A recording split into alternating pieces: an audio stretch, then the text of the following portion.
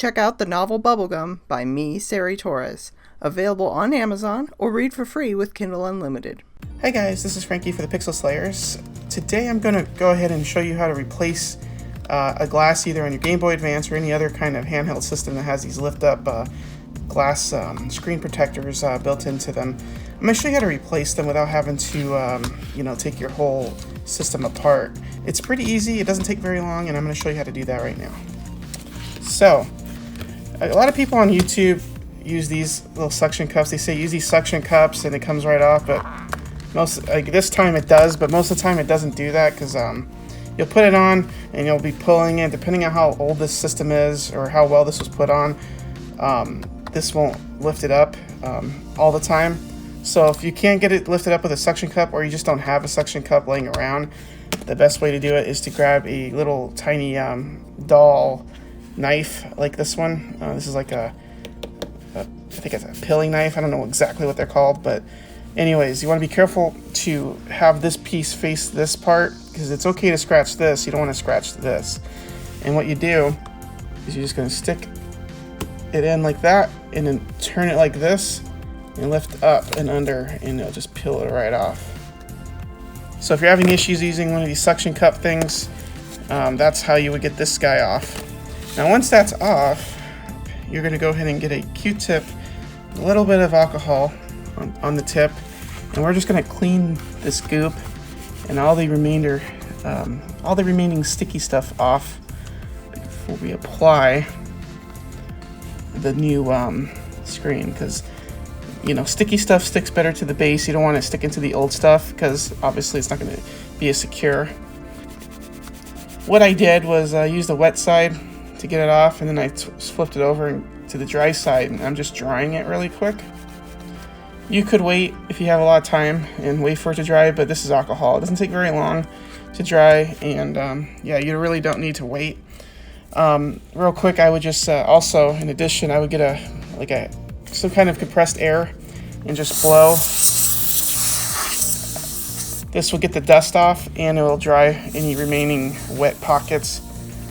Alright, so once that's dried, make sure there's no dust or anything on the main screen, and we're going to go ahead and get our new screen. These screens can be purchased pretty cheap on multiple websites. We'll put a link in the description to the Amazon link. And a good screen should have two separate pieces. You have a piece for the sticky stuff, you have a piece for the middle. This part protects the screen. And then it should have a little plastic cover on the front. So first thing we're going to remove is this center glass cover. First we're going to line it up, make sure everything lines up properly. I usually just use my fingernail and lift it up. And we'll get all that removed. Now we just line it up.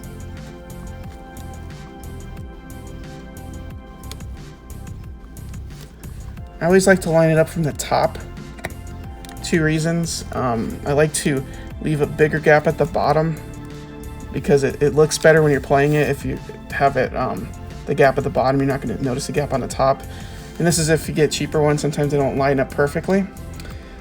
Also, if you leave a bigger gap at the bottom, the next time you need to replace this, or the next person who gets this that's going to replace it, it's easier for them to do it. Alright, so once that's in, you just get some friction, apply some friction to it, and you're just going to make sure it's sticky. You want to make sure it sticks onto the Game Boy, so it won't be coming off in the future. So, I'm just going to apply some friction, like so. Alright, and that's all you really need to do. Now I'm going to just lift up, trying to get this plastic overcoat protection off of there. Take that off, and now we have a like new Game Boy Advance. This one is pretty much like new with the exception of a little tiny wear right there, a little crack there, but that's an internal crack, so it doesn't, even really show on the outside. So yeah, that's pretty much all there is to do if you want to replace this. It's not difficult. Highly recommend it because it really does, especially if you don't have a backlit system, it really helps viewability of the screen if it's in good condition. If it's all scratched, it's even harder to see, and it's pretty hard to see already. One more thing before we go. This Game Boy had was missing when I got this really cheap at Goodwill, and it was missing the back cover, so I ordered another cover. Some of these covers, you order them and they won't say Game Boy on them. They'll just be blank. I've noticed that those tend to be cheaper than these ones that actually go out of their way to put Game Boy on it. This isn't an official Game Boy replacement cover, but it comes pretty close to fit. So I would just say, if you're going to look for a replacement cover, I'll find one and put in the description, one that you can order. But if you notice it says Game Boy, they tend to be better quality plastics. This is about the same thickness, and it also fits better.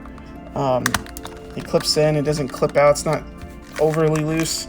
Like once it gets in there, it's not going to pop out, and it matches pretty dang closely. It's pretty accurate. So yeah, just want to give you a little heads up there. I'll put a link in the description where you can order these replacement covers and these screens. And I hope you enjoyed this video. I hope you found it insightful and helpful. And if nothing else, hope you found it entertaining. Thanks for watching. Bye.